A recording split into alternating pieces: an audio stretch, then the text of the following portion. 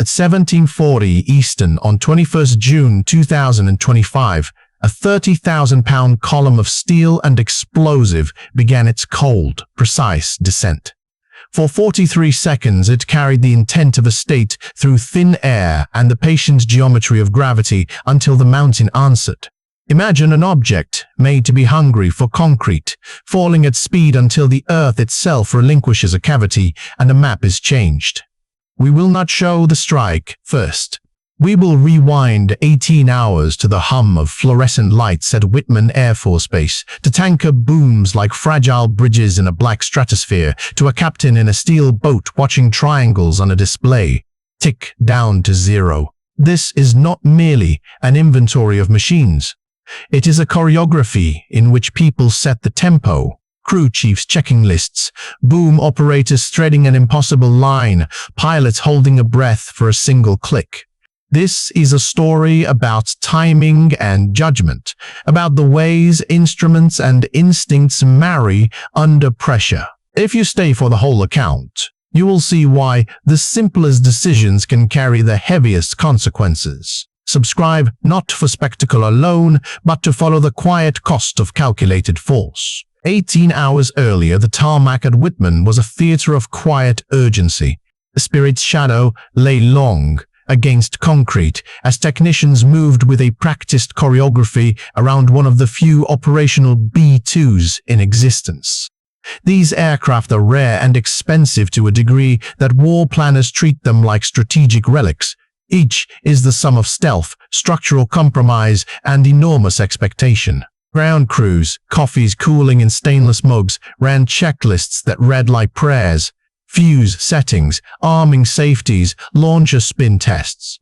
In the forward bay, men strapped mop saws, massive ordnance penetrator saw, into rotary launchers the size of large crates. No one spoke loudly. There was no need. The bomber's surface, painted in muted gray, had a language of its own. Engineers inspected seams, fuel bladders, and radar-absorbent coatings with the same care a surgeon gives sutures. Outside the hangar, the conformal fuel tanks had been fitted, adding range at the price of aerodynamic compromise. Pilots and weapons officers gathered round the folding table to review a crisp slide, coordinates, timing windows, satellite passes, and contingencies. There was a moment when the crew chief looked each airman in the eye and said, quietly, "We fly as one machine tonight." That line was not poetry, it was instruction. What the public rarely sees is the human rhythm beneath the hardware. The bomber pilot's hands were calloused. He had flown nights like this before, but never with so many moving pieces arranged against a single point. The weapons systems officer, fingers steady on a tablet, spoke the release window aloud and watched faces narrow. Beneath them the engines whispered, powerful and patient, waiting to lift 100 tons into the night. This scene is not just about expensive metal. It is about a shared clarity. The aircraft will fly only if every human and every instrument performs without hesitation. That clarity is what keeps danger at arm's length and keeps a mission from fraying into catastrophe. The sky they traversed was not empty. It was a dark theater, scattered with lights the crew could not always see. The B-2s that would strike were part of a larger deception. Some airframes rolled west, visible to satellites that mattered, while the real strike package slipped east into Atlantic darkness. Deception here was tactical theater, a false chorus to draw attention away from the real soloist. Long range is a negotiation. Conformal tanks add hours in the air, but change the way a plane breathes. They are a deliberate compromise. The practical reality is this. Even the most capable airframe needs help from those who loiter on the edges of the sky tankers. At night, refueling is a ritual of close work and narrow tolerances performed in cold, thin air. The tanker's crew extends a flying boom. The receiving pilot must hold a precise position and trust the boom operator's skill. There is an intimacy to that maneuver, two machines aligned and two teams breathing as if in a single body. Crew rooms and cockpits become places of taut patience. Flight hours stack, sleep cycles fracture. The navigation officer monitors satellite passes like a conductor watches a metronome. Fuel calculations are argued quietly, not to find the cheapest option, but to keep margins where safety remains possible. Against this backdrop, the deception plan works because it buys confusion. Satellites tracking one vector report a phantom, while the real formation feeds only the eyes that matter. There is an art to timing, a refueling rendezvous here, another over the mid-Atlantic, each connection folding mission endurance into a feasible window. Yet the human stakes are visible: a small error, a delayed probe, a misjudged Gustan. Each could set a cascade in motion. Pilots call it respect for the machine and respect for one another. Everyone else calls it discipline. Far from the runways, beneath a black skin of sea, a different kind of readiness hummed inside a steel hull. The submarine captain stood in a dim control room as a grid of blue triangles flicked and counted across his tactical display. The vessel, converted to carry cruise missiles, was a small city of cold instruments and warmer anxieties. The men and women aboard had rehearsed the launch sequence until each motion was muscle memory. The sealing canisters, the gas pressure, the brief violent toss of a missile into night air. These Tomahawk missiles are not mere projectiles. They are data platforms. Their nose cameras sample terrain, their guidance compares known imagery with the ground below, and they carry small warheads designed to disable, to create tactical disruption rather than indiscriminate ruin. A captain does not watch triangles tick simply for spectacle. He watches because each moving icon is a piece of the wider calculation that will open a window in an adversary's defenses. The launching itself, brief and explosive counts, creates an immediate counter-motion inside the submarine. The ballast teams compensate, instruments quiver. For those on deck, it is a moment when sound is swallowed by water and the sea feels briefly like a live thing. When the missiles crest, small beacon lights wink and then vanish. For 2 hours, those missiles fly low and patient, cupping landscape and looking for the familiar features stored in their memories. They report imagery back to relay satellites, giving those who wait a rolling picture of change. On board, the captain can taste the salt and the pressure of minutes. He knows that his missile salvo will shape the sky the bombers will enter. If the missiles arrive first, they will force adversary eyes to look in the wrong direction, to wonder where the noise is coming from. That is their purpose, to rearrange attention so that other actions may proceed. Air operations are not a shouting match of missiles. They are an orchestra, where some instruments conceal the others. Above the theater, stealth fighters, 4 Raptors up high, F-35s threaded through the mid-altitude, and Super Hornets in boxes, moved like parts of a well-trained ensemble. Their roles were complementary and particular. Raptors held the umbrella of dominance, F-35s traded stealthy sensor data, Growlers wove a broad invisible web of jamming, and Super Hornets held the standoff firepower. Electronic warfare is the art of invisibility and illusion. Growlers vomit a wash of signals that scramble radars and fill screens with ghosts. An operator watching an enemy display sees their world blur, false returns, phantoms appearing and collapsing, ranges that refuse to hold. When an S-300 operator tries to light a radar and finds that the return gives away its position, they face a choice. Act and be hunted, remain silent and cede situational awareness. These choices happen in seconds and decide lives. Sensors speak to shooters in an almost diplomatic code. A stealth platform will passively sense, it will not shout. That passive report reaches a Super Hornet which, with a clear picture, launches a standoff weapon and removes a radar. The logic is simple and ruthless. Remove the eyes first, then the hands. Where mobile systems try to hide, infrared detection and the persistent view of F-35 sensors expose small thermal signatures and vector assets to engage. Psychology is as important as ordnance. When the airspace becomes unreliable, operators trained for decades prefer survival over obedience, opt to survive and just shut down transmissions. Shut down transmissions and coordination phrase. The result is not only the physical removal of assets, but a paralysis of the will to contest the air. By the time the main force approaches, what remains are silent sights and a corridor thin in the maps but wide in practice through which precision can travel. A campaign like this is choreography measured in minutes. The planners sequence tomahawks to arrive first, not simply to soften defenses, but to force a set of reactions. Radars burn their emissions and become targets, communications chatter and reveals net structures. 30 minutes later, as that panic resolves, the B-2s will cross into a narrow window when the world looks wrong and the corridor is at its quietest. These modern military equipment operate as instruments of tempo as much as of damage. The missile is a probe that reports back. The jamming aircraft is a conductor that changes the score, and the stealth bomber is an instrument that plays the final note. None of these elements stand alone.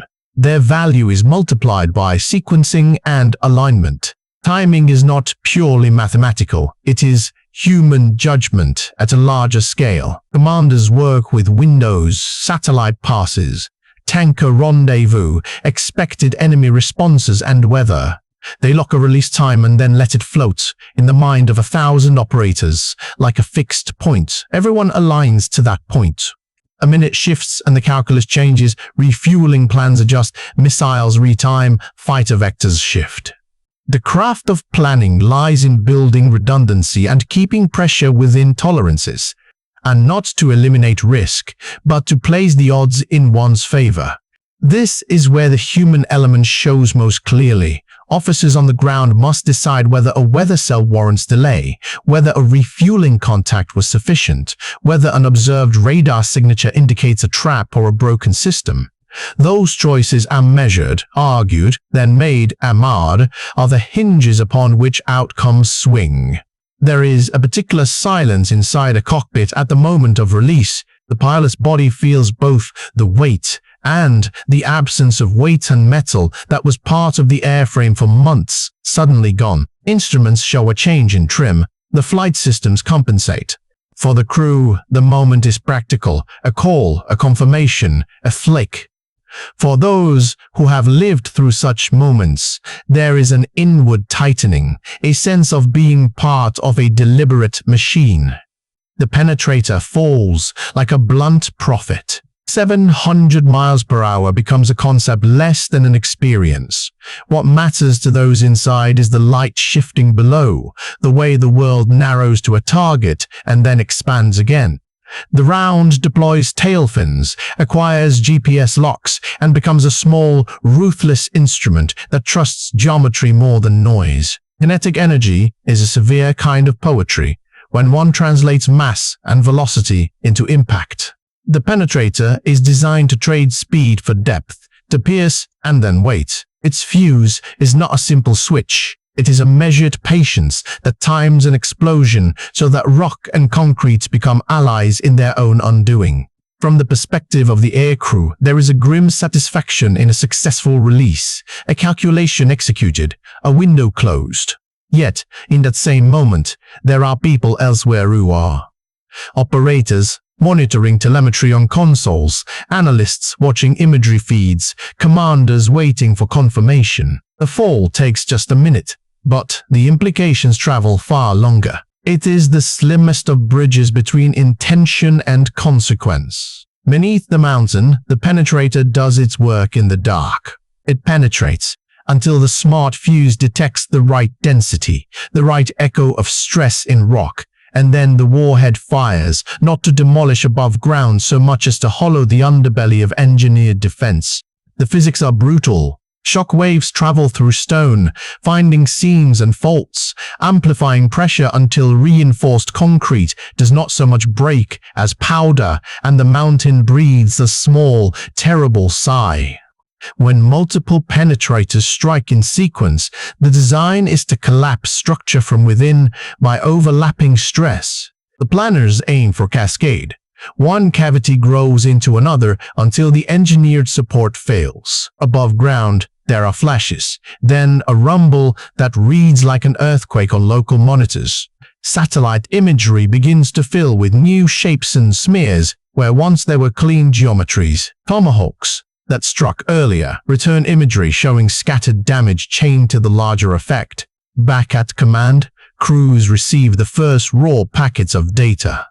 Thermal maps, before and after comparisons, 1,000 tiny confirmations.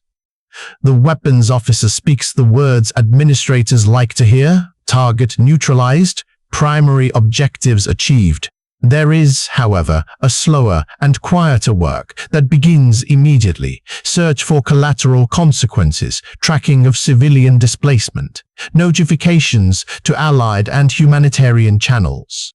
The strike succeeds in its technical aims and simultaneously opens a ledger of consequences. These modern military equipment provided the means, the men and women who use them tally their cost. A captain in the submarine leans back and closes his eyes. A weapons officer at a console stares at a small image of a building gone black.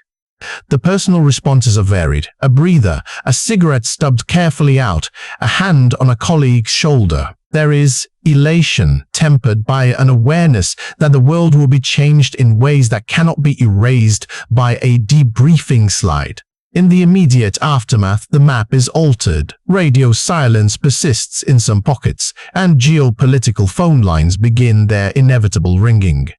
The technical success is accompanied by an ethical and strategic conversation that will outlast the smoke. In less than half an hour, a sequence of decisions and a choreography of machines rewrote a small corner of a larger map. The visible result, smoke, thermal signatures, altered satellite imagery, belongs to the realm of hardware. But the deeper story is twofold: the human craftsmanship required to bring those assets to bear and the moral ledger that follows their use. Military equipment is frequently described by its specifications, mass, speed, yield.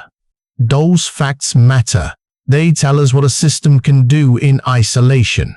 But military equipment also operates inside institutions and histories and political judgments. It is the instrument through which policy becomes effect. That dual nature is why stories like this should make us curious rather than triumphant.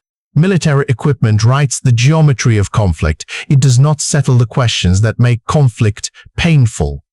What follows a successful strike is not only the momentary relief of the mission accomplished, but the longer work of assessment and accountability. Who bears the burden of reconstruction? What are the lessons for diplomacy? How do we weigh deterrence against restraint? These are not questions with neat answers, and they are not questions that resolve when a display of instruments demonstrates capability. They persist in committee rooms, in intelligence briefings, and in the quiet of kitchens where families measure the cost of decisions they did not make. If this account stirred you, consider subscribing and joining the conversation. Leave a thoughtful comment. What should be the balance between preparedness and restraint? Which institutions should be involved in oversight? We will pin a selection of substantive replies and publish a follow-up where we invite experts to respond. Finally, close with a simple thought. These actions are carried out by people and by things that we design together. Let our curiosity be matched by care. Peace, freedom,